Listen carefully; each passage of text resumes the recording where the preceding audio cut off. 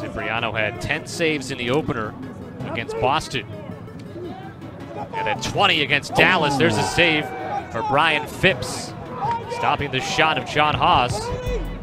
We've talked about it a bunch. These first 4 games, 5 games are a position where you really want to get to 500 or better, but you're also figuring out roles. And a pivotal role and a key role, as always, is the goaltender position.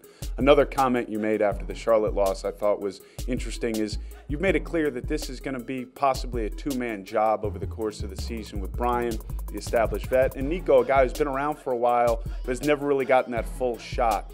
Give us a little bit more perspective on how you plan to manage that position and how those guys, based off of their relationship, are able to handle it in a positive way.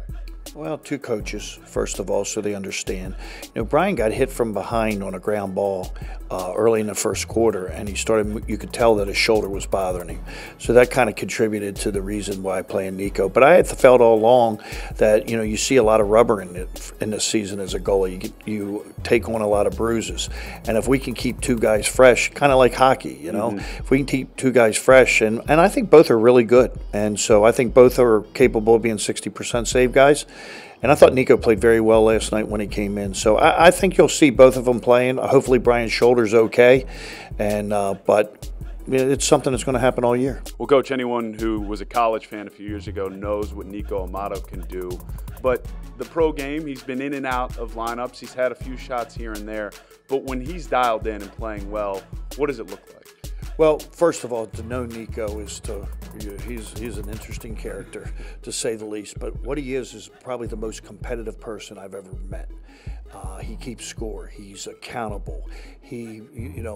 Brian Phipps may have 15 saves at half, and he wants to get ready to go in because he thinks he can have 16. But he's a great teammate, and he's learning the nuances of coaching a little bit, being a head coach at a Division III. And I think it's he makes the pit bull plays. He's not afraid of the big moments, and neither's Brian. And I think that's why they're such. Brian's more of the coach and the experienced vet in the league, and Niko usually takes 3 years for the goalies in this league to be successful. And he's at the spot that he's going to start to be an outstanding goalie in this league. And we saw some of that pit bull play against Charlotte where he comes out and he's not afraid to match up with an attackman. Has he found a way to harness that emotion in a positive way, you feel like, moving forward? Because that's that fine line at that position where you need to be on the edge, but you can't be too much. I think he has, and he is edgy to say the least, but it's in a good manner. And I think the players respect him because they know how much he cares, and they also respect him because he's so competitive.